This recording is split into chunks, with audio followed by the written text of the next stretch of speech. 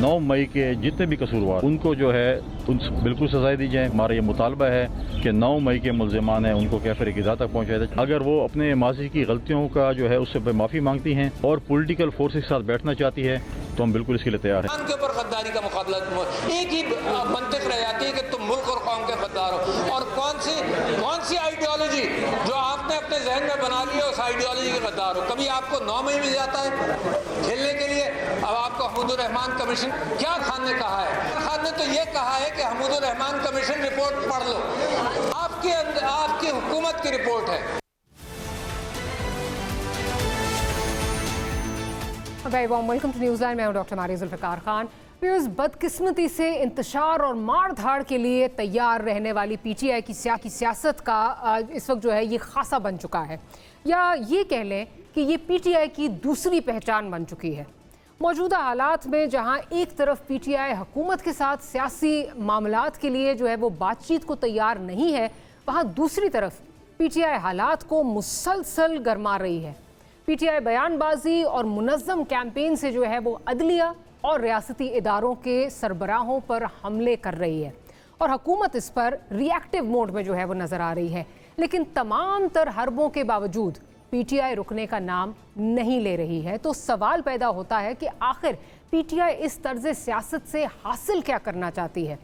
अगर इसका मकसद बानी चेयरमैन के लिए रिलीफ लेना था तो उसमें तो पीटीआई को अब तक कोई कामयाबी हासिल नहीं हुई। तो फिर इसका हदफ आखिर है क्या? जैसा कि हुकूमती हलकों में इस खदशे का जो है वो इजहार किया जा रहा है कि पीटीआई फिर से 9 में जैसे हालात पैदा करना चाहती है और बजट के ऐन बाद पीटीआई फिर सड़कों पर आने का इरादा रखती है। लेकिन क्या ये खदशात जायज़ है या महज सियासी शोला बयानी है? क्या वाकई पीटीआई जो एक 9 मई के असरात से निकल नहीं सकी दोबारा ऐसा करने की गलती करेगी और उससे एक जो नया जो इंतशार है वो खड़ा करने की जो है वो हिम्मत करेगी? और सबसे बढ़कर ये कि क्या पीटीआई का वोटर सपोर्टर एक बार फिर बयानिए की आग में कूदना चाहेगा? वैसे आज साबिक सदर डॉक्टर आरिफ अलवी ने एक 7 नुकाती मफाहमती नुस्खा जो है वो पेश किया है और साथ ही साथ ये भी कहा है कि पहले दवा फिर दुआ। मगर बड़ा सवाल ये है कि क्या उनकी अपनी जमात सियासी लोगों से बातचीत की कड़वी गोली खाएगी या नहीं? ये कुछ सवालात हैं जो प्रोग्राम के पहले सेगमेंट में रखेंगे।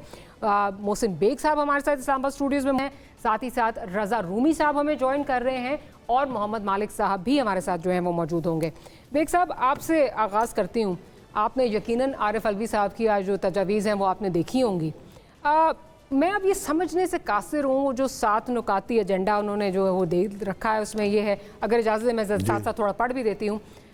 नंबर 1, ये ज़रूरी है कि तमाम स्टेक होल्डर्स एक टेबल पर आएँ, खुले जहन से मामलात की संगीनी को समझने की कोशिश करें, अना और गुस्से के जज्बात को कम करें, दरिया के दोनों किनारों से पुल बांधने की कोशिश करें, कोई दुश्मन नहीं है, दरगुजर करने और आगे बढ़ने के बारे में सोचें, एक से दूसरे को लाहक खौफ के बारे में बात करें और इसको हल करें।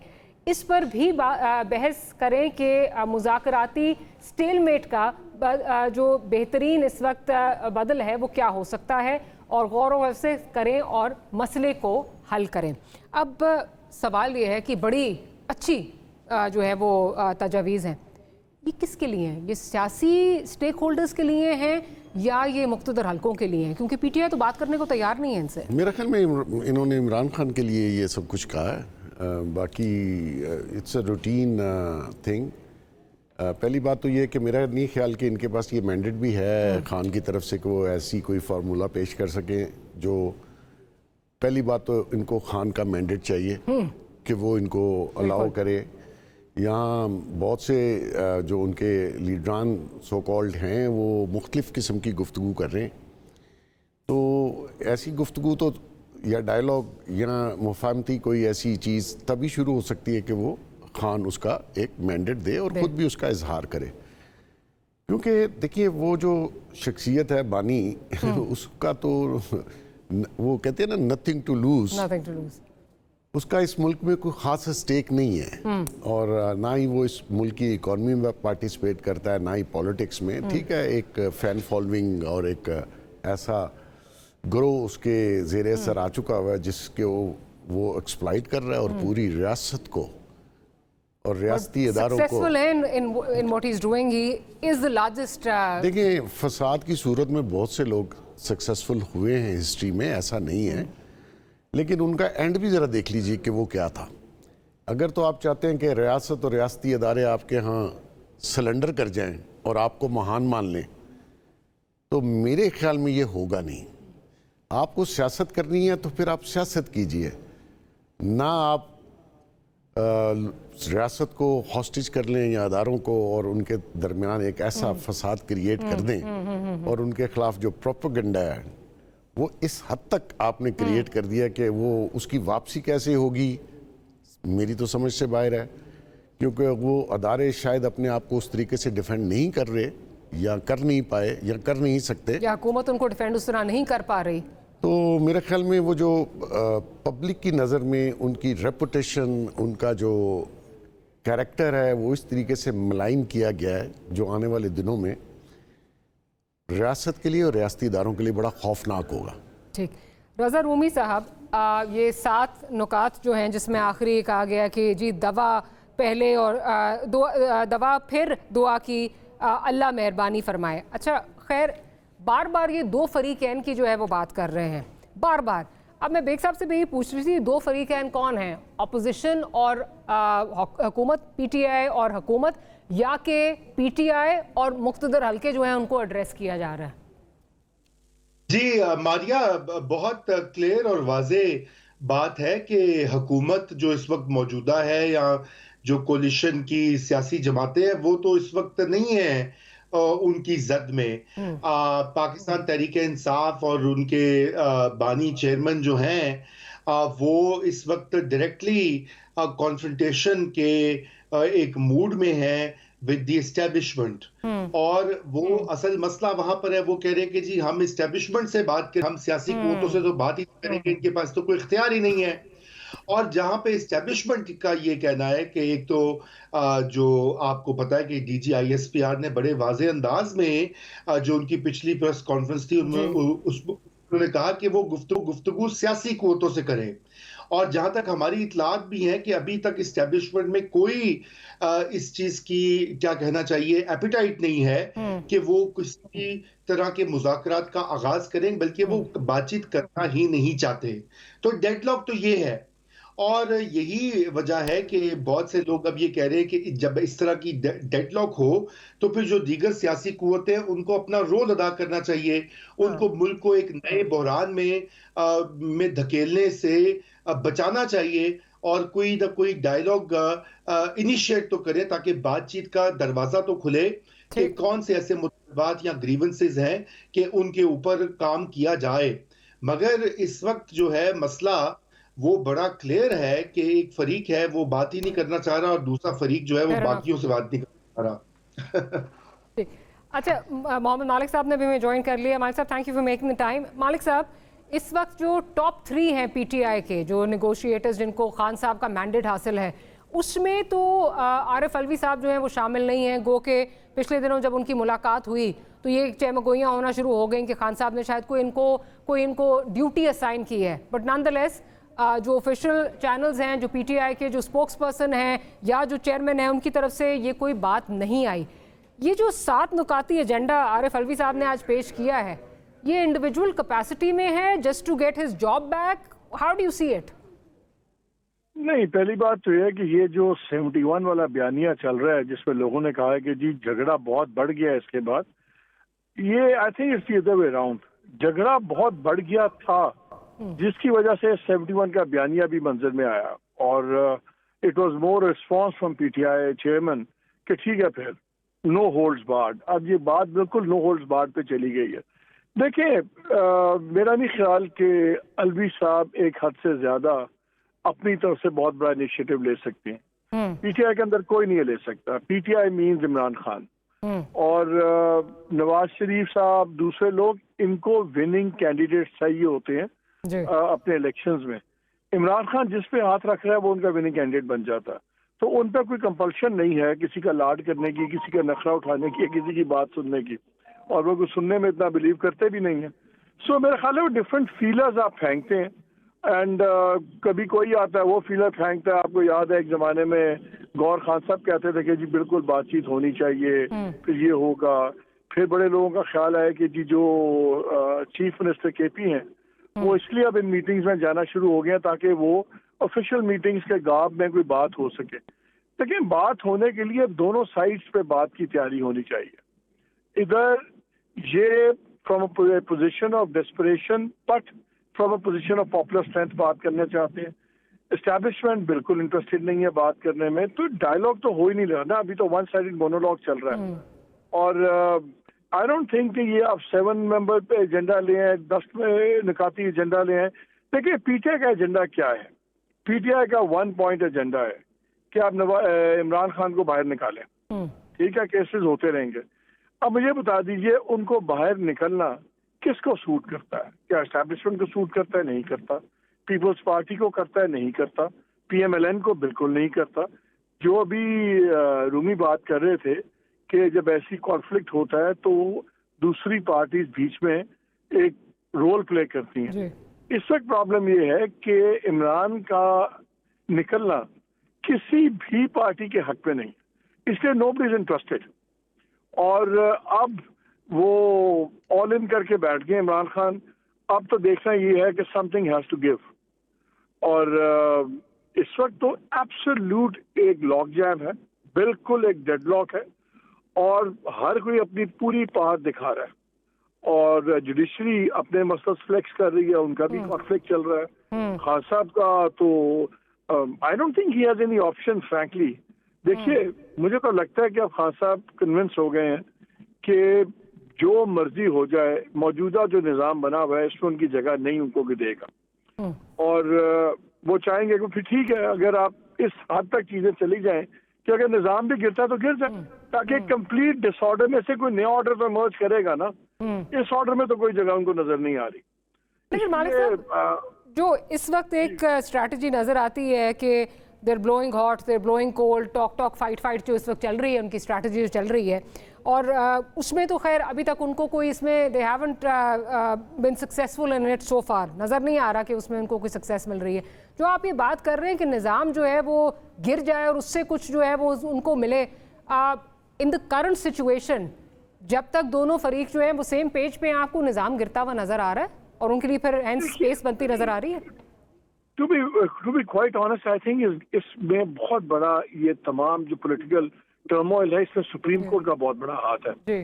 देखिए May 9th एक रेड लाइन बन गई हुई है हर एक के लिए. लेकिन एक चीज पे एग्री करते हैं, फौज कहती है May 9 के लोगों को सजा दें, पीटीआई वाले भी कहते हैं हाँ जी, चाहे रस्मी कहें कि ठीक है जी सजा दें. बहस क्या है, फौज कहती है कि आप मिलिट्री कोर्ट्स में ट्रायल करें, पीटीआई चाहती है कि आप सिविलियन कोर्ट्स में ट्रायल करें. अब इस मसले को लेके कौन बैठा हुआ है? सुप्रीम कोर्ट लेके बैठी हुई है. मुझे आप ये बताएं कब से बैठे हुए हैं? दूसरे हर किस्म का बेंच बन रहा होता है, 3-3 दफा लाइव ट्रांसमिशन चल रही हैं और जनाब टिकर्स चल रहे हैं, नोटिस हो रहे हैं. भैया एक बात जिसके ऊपर पूरे मुल्क की सियासत में आग लगी हुई है, एक ऐसा कॉन्फ्लिक्ट जिसपे प्रेज्यूमेबली the most popular political party and the most powerful army वो एक दूसरे के गले पे आए हुए हैं. एक कॉन्फ्लिक्ट है, पूरे डेमोक्रेसी के निजाम हिल रहा है. यार इस केस का फैसला क्यों नहीं करते? आप कर दें. आपने कह रहे फौजियों को कह भाई आप नहीं ट्रायल कर सकते, या आप कर सकते हैं, कर तो देना ताकि इतना बड़ा हम्प निकले.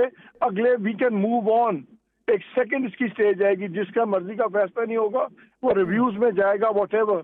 मुझे तो समझ ये नहीं आ रही कि सुप्रीम कोर्ट जो सबसे रेड फ्लैग है, अब फॉर्मेशन कमांडर्स कॉन्फ्रेंस हुई, उसमें भी आपने वो पैराग्राफ पढ़ा होगा जो May 9 के ऊपर था. ठीक है ना, इतना हार्ड हिटिंग, इतना डिमांडिंग सब कुछ.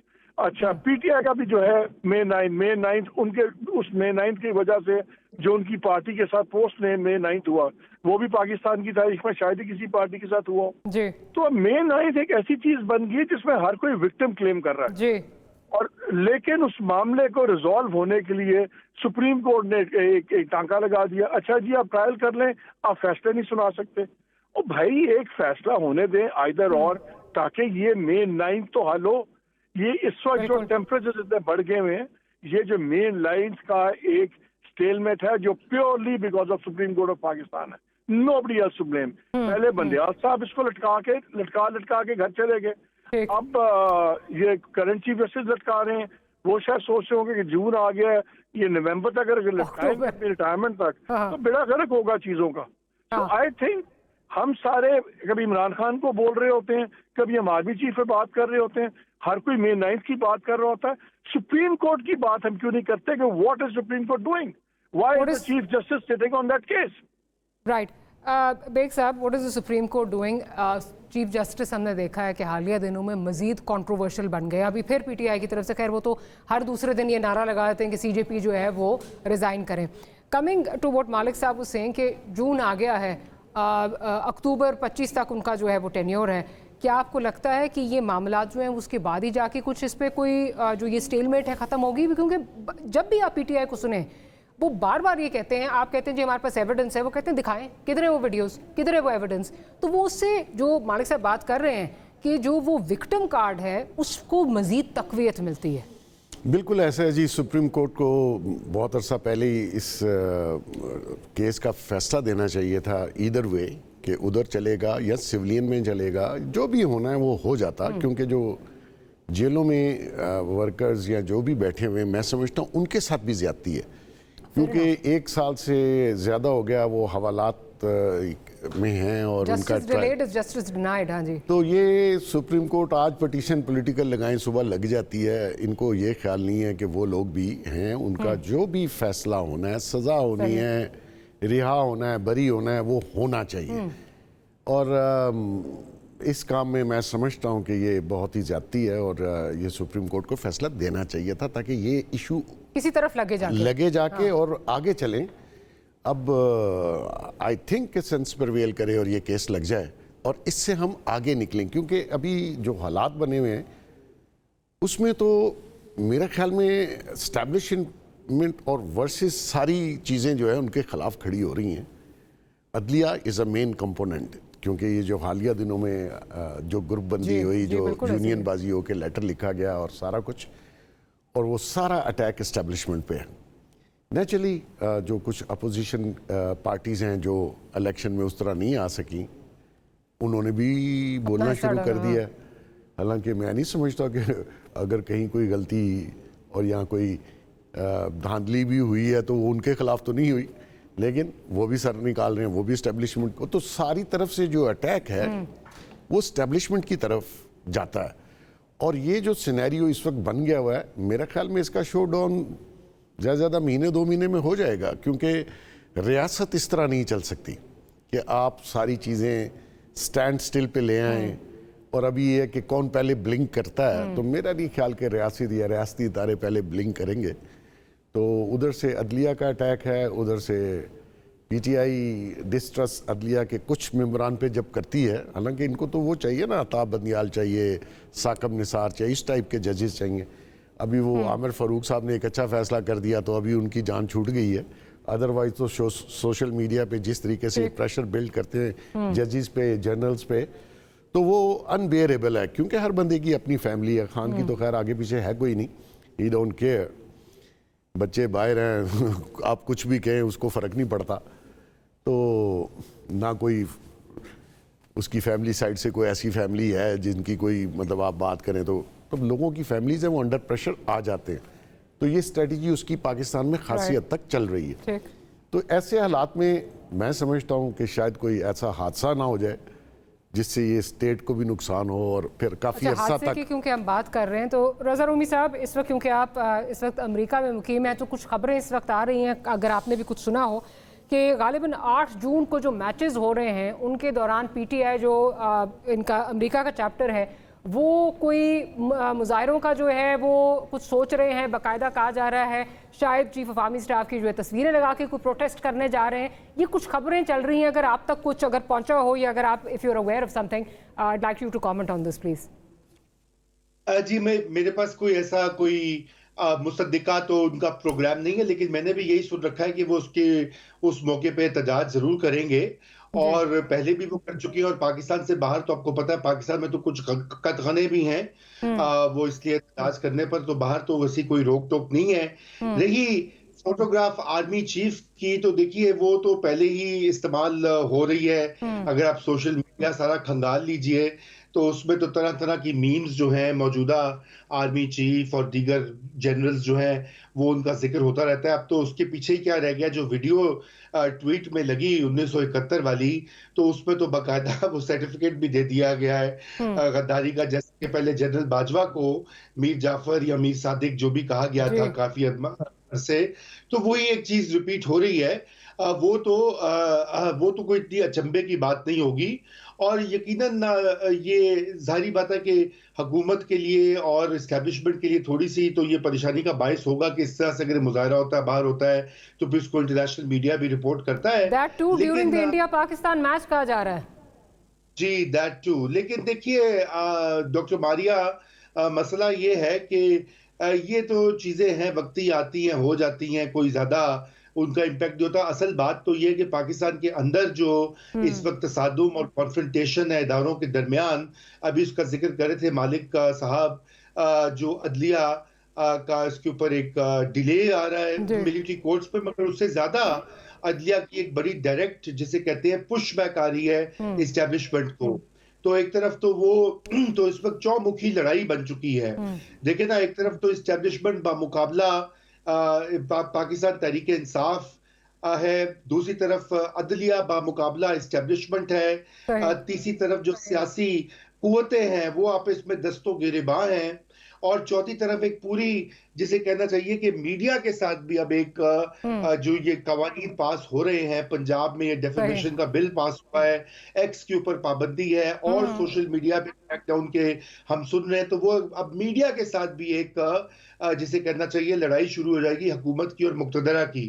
تو اب آپ یہ بتائیے نا، اس صورتحال میں چومکھی لڑائی میں ملک کا تو بٹا ہی بیٹھتا ہے نا، تو اس لیے کوئی نہ حل تو نکالنا ہوگا.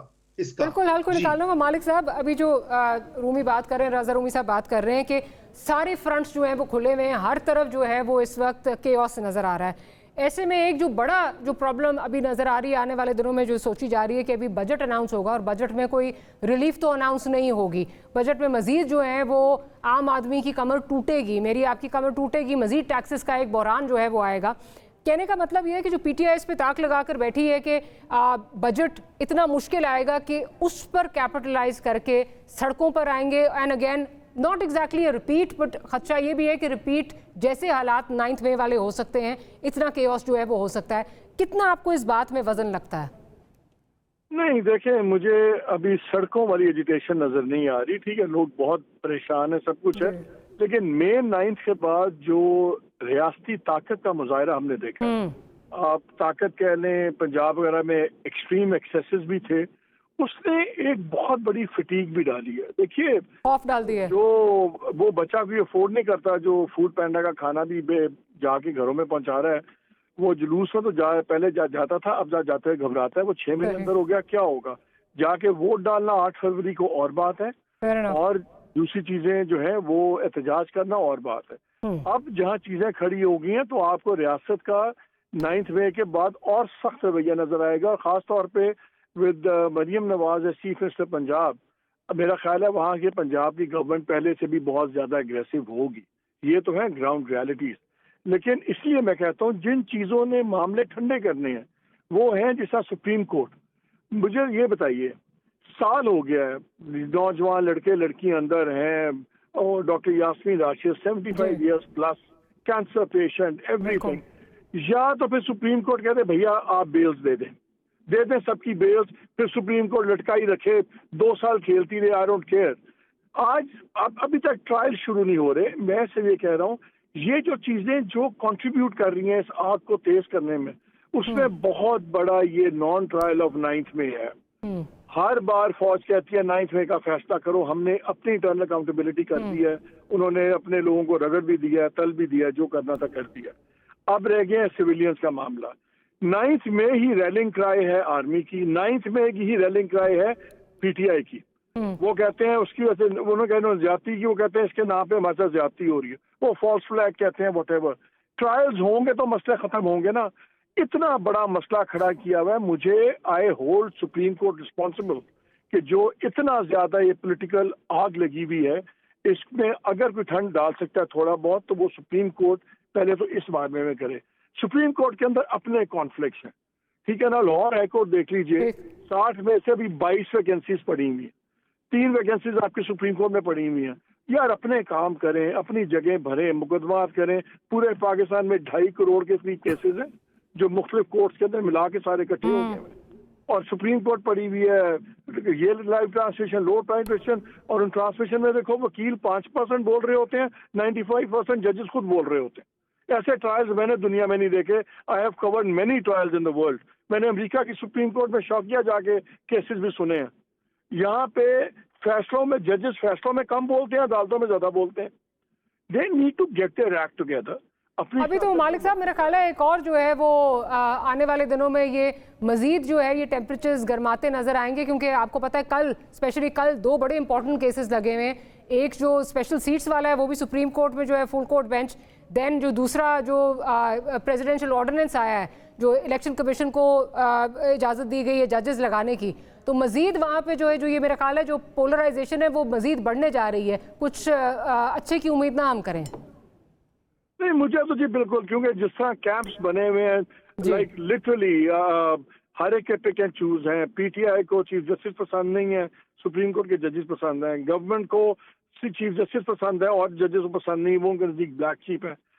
पीटीआई को 6 जजेस पसंद हैं, chief justice high court Islamabad high court पसंद नहीं है।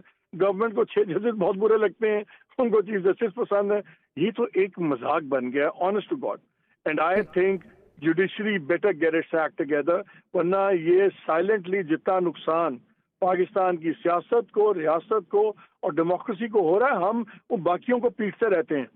I think judiciary is very very seriously responsible for a large part जो हमारे मुल्क में ये क्राइसिस बढ़ता जा रहा है। भाई साहब ऑन दैट नोट एक छोटी सी ब्रेक लेते हैं, ब्रेक के बाद होते हैं तो गुफ्तगू को यहीं से कंटिन्यू करेंगे।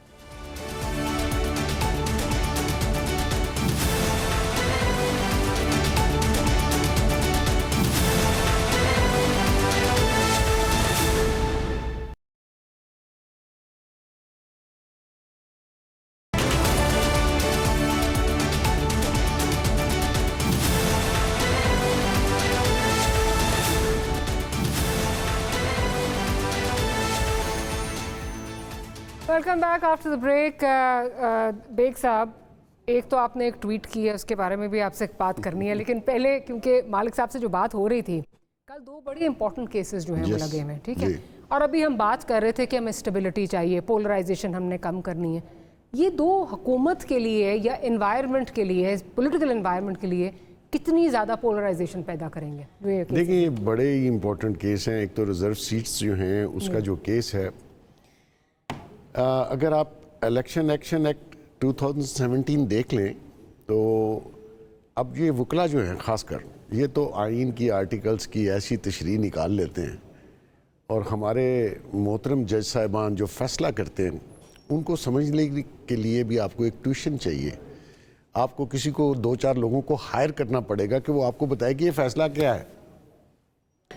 अब असूली तौर पर तो जिस पार्टी ने रिज़र्व सीट की एक लिस्ट दे दी, लिस्ट जो है बाज़ औक़ात होता है कि आप ज़्यादा सीटें जीत जाते हैं, आपकी लिस्ट के मुताबिक कम सीटें आपने दी होती हैं तो आप एक्स्ट्रा दे देते हैं। अब एक पार्टी ने जो कि सो कॉल्ड गई है सुप्रीम कोर्ट में, उनकी एक सीट भी उनके सिंबल पे नहीं है, और सारे लोग जो इलेक्ट हुए आज़ाद हुए मुख्तलिफ, अब उनको रिज़र्व सीटें कैसे मिले?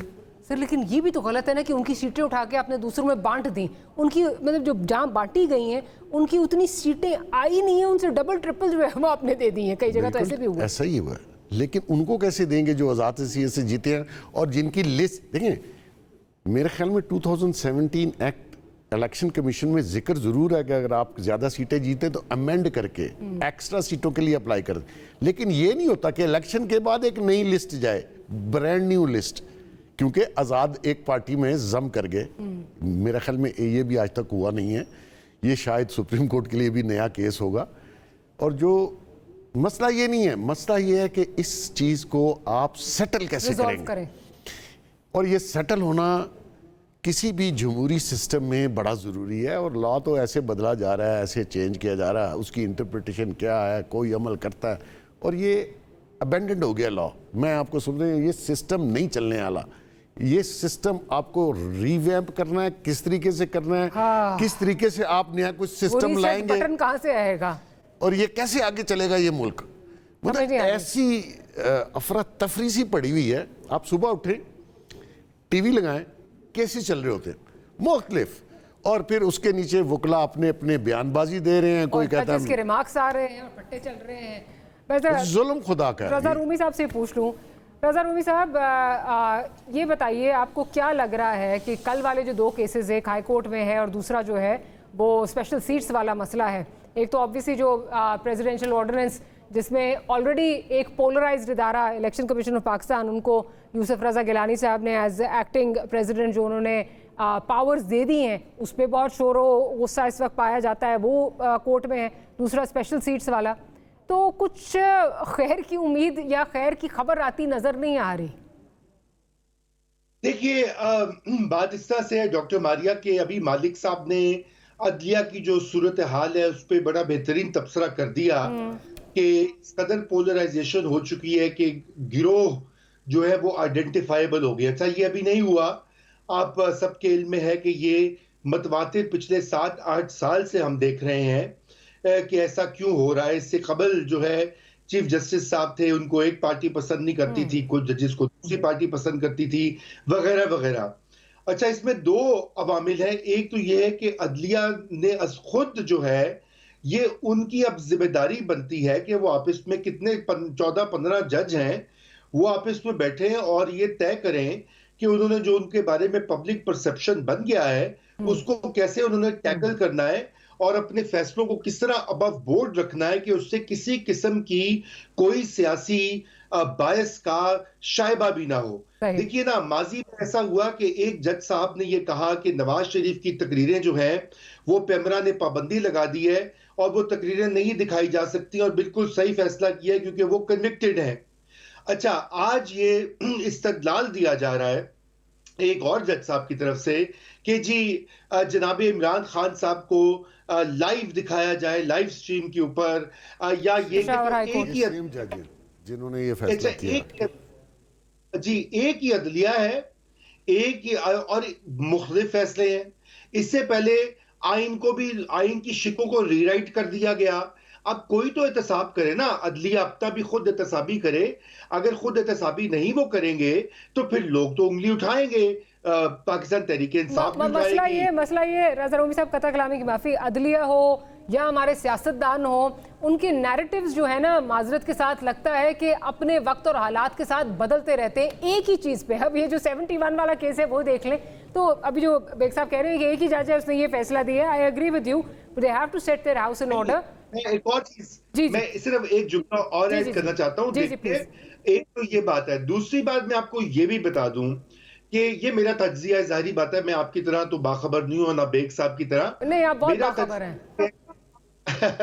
میرا تجزیہ یہ کہ جب ریاست کے اندر پولرائزیشن گھس جائے نا، یعنی کہ وہ ایک جسے کہنا چاہیے کہ پولرائزیشن جب اندر سے ہو جائے تو پھر یہ جو باہر کی چیزیں ہیں نا، یہ اس کا ایک سمپٹمز ہوتے ہیں. مسئلہ یہ ہے کہ اس وقت جو موجودہ مقتدرہ ہے اس کو بھی یہ دیکھنا ہے کہ کیا وجہ ہے، کہ کیا اس کے اندر ہاؤس ان آرڈر ہے یا نہیں ہے. کیونکہ اگر وہ ہاؤس ان آرڈر نہیں ہوتا ڈاکٹر ماریا، تو پھر ہم یہ دیکھتے ہیں کہ یہ کیمپس اور گروہ جو بن جاتے ہیں، جو ہمیں دکھائی دے رہا ہے. یہی چیز میڈیا میں بھی دکھائی دے رہی ہے، یہی چیز ہمیں سوشل میڈیا میں بھی دکھائی دے رہی ہے. یعنی کہ آپ کوئی بات ہی نہیں کر سکتے، اگر آپ ایک جملہ بھی لکھ دیں تو آپ کو ایک سائڈ آ کے ضرور گالی گلوچ کرے گی. وہ آپ کے ساتھ تو روز ہوتا ہے، آپ کے ساتھ تو روز ہوتا ہے، ہم جانتے ہیں. کیا ماحول بنا دیا ہے. بالکل. میں ذرا بیگ صاحب سے ایک لے لوں. بیگ صاحب آپ نے خبر دی ہے، ایک ٹویٹ آپ نے کی اور اس میں جو ہے وہ شور مچ گیا اور بہت وہ بلکہ وائرل بھی ہوئی. آپ نے کہا جی یہ ساری سیٹیں جو ہیں، جو اسلام آباد کی 3 سیٹیں ہیں، وہ جانے والی ہیں. اور آپ کو جو پی ٹی آئی کا کیس ہے بڑا سٹرونگ لگ رہا ہے، جسٹس طارق جہانگیری جو جس دن انہوں نے ٹیک اپ کیا. نہیں، میں نے ساری سیٹوں کی تو بات نہیں کی، جو پرٹیکولر سیٹ ہے اس کی بات کی. और इसमें जो पीटीआई का जिक्र नहीं है, लेकिन वो जिक्र है जज साहब का। जज साहब बड़े स्ट्रॉन्ग हैं बेसिकली, जो उनके आर्गुमेंट्स थे, जो उनके कमेंट्स थे, और जिस तरीके से फॉर्म 45 मांग रहे हैं और बात वैसे सही है, ठीक है, reconcile देखिए कर लेते यहाँ हैं। पे लोग 10-10 साल 2-2 बार इलेक्ट होके आए, केस अदलिया में लगा ही नहीं उनका, जाली डिग्रीज का, फ्रॉड का। ये पहले जो डिप्टी स्पीकर था यहाँ पे बलूचिस्तान से, 5 साल उसका केस नहीं लगा, वो 5 साल सीट पे रहा और केस नहीं लगा। बात यह है कि जज साहबान के जो रिमार्क्स हैं, मैंने उसके ऊपर ट्वीट किया। लॉयर्स को रखने का कोई तो फायदा हुआ है एज कैंडिडेट्स, जो ये था लॉयर्स को कैंडिडेट्स रखने का बहुत फायदा हो गया। फिर देखें, ये 2 चीज़ें अभी सारे लोग एस्टेब्लिशमेंट पे इल्ज़ाम लगाते हैं कि जी वो सियासत में इन्वॉल्व, तो ये इल्ज़ाम तो जुडिशरी पे भी लग रहा है कि वो भी सियासत में इन्वॉल्व है। अपने अपनी जगह सारा बंदे अपनी पॉलिटिकल पार्टीज को फेवर जा रही है, ये इल्ज़ाम लोग लगा रहे हैं। तो मैंने तो ट्वीट इसलिए इस सेंस में की थी कि जो रिमार्क्स उनके थे, तो मुझे लगा मेरे एक्सपीरियंस बेस पे कि ये सीट उनकी नहीं बचती। एक ही जाएगी, सारी जाएंगी। अगर ये सीट चली गई तो बाकी 2 भी गई, ये मैंने लिखा। हाँ। क्योंकि उसका आफ्टर इफेक्ट आ जाएगा, क्योंकि एक ही आरओ साहब हैं और सारी सीटें लोकल इस्लामाबाद की हैं। तो मैं ये समझना कि ये जो फेवरेटिज्म है और जो पोलराइजेशन है, जो डिवाइड है सोसाइटी में पॉलिटिकली, वो बहुत ज़्यादा बढ़ गया है। तो आई डोंट नो, एस्टेब्लिशमेंट इस सूरत हाल में वो एक फरीक इस वक्त नज़र आ रही है, सारा अटैक उसके ऊपर जा रहा है। पीछे खबरें आई थी, और अगेन आप हम मुझसे और रज़ा से बहुत ज़्यादा जो है वो आपके पास खबर भी होती है और इन्फॉर्मेशन सारी। पिछले दिनों खबर आई थी कि शायद प्रेसिडेंट साहब को रिक्वेस्ट की जा रही है कि आप अपना रोल कोई अदा करें, आप टेम्परेचर्स नीचे लेकर आएँ। वो कहाँ, वो कहीं गुम हो गई है? देखिए जरदारी साहब, नो डाउट कोई भी पॉलिटिकल आदमी हो, जरदारी साहब इस काम में खासे ज़हीन है। वो नेगोशिएशन बहुत अच्छी कर लेते हैं। एक्चुअली जो बड़े दिल का मालिक हो वही नेगोशिएशंस में बेहतर अंदाज में एक्ट करता है। लेकिन ये सिचुएशन खाली पॉलिटिकली नहीं है, अब अदलिया भी क्योंकि उसमें एक पार्ट आ गई है और ख़ासा बड़ा पार्ट है। हमेशा ये हुआ कि अदलिया ने हमेशा इस्टेब्लिशमेंट का साथ दिया फॉर द कंट्री इंटरेस्ट में। अब क्योंकि पॉलिटिकल डिवाइड इतना ज़्यादा आ चुका हुआ है, तो एक तरफ अदलिया है, एक तरफ पॉलिटिकल हारी हुई पार्टी हैं, दूसरी तरफ फौज है, तीसरी तरफ सरकार है। दोनों समझ नहीं आ रही कि सबको एक टेबल पे बिठाएगा कौन बिठाएगा, कैसे होगा। लेकिन आई होप कि ये हो जाए, मुल्क के वसी तर मफाद में हो जाए। मोहसिन बेग साहब आपका बहुत शुक्रिया, रज़ा रूमी साहब आपका बहुत शुक्रिया। हम क्लोज करेंगे, छोटी सी ब्रेक लेंगे, लेकिन ब्रेक पे जाने से पहले आपको ये बता दें कि ओमान के शहर मस्कत में 4 रोज़ा कॉमिक शो का इनकाद जो है वो किया गया। पाकिस्तानी कंपनी समेत दुनिया भर की 133 कंपनीज जो हैं उन्होंने इसमें हिस्सा लिया। कॉमिक्स का इफ्तिताह था वो सुल्तान ऑफ ओमान ने किया, जबकि पाकिस्तानी स्टॉल का जो इफ्तिताह था वो ओमान में मौजूद पाकिस्तानी सफ़ीर इमरान अली ने किया। हमने ओमान इंटरनेशनल ट्रेड एग्जीबिशन के जो CEO हैं अमर बाबूत, उनसे बात की और पाकिस्तानियों के लिए ओमान में क्या मौक़े जो हैं वो मौजूद हैं इस पर उनसे बात की, जो कि आप प्रोग्राम के अगले हिस्से में देख सकेंगे। Will take a break, right after the break will come back with that interview. Do stay tuned.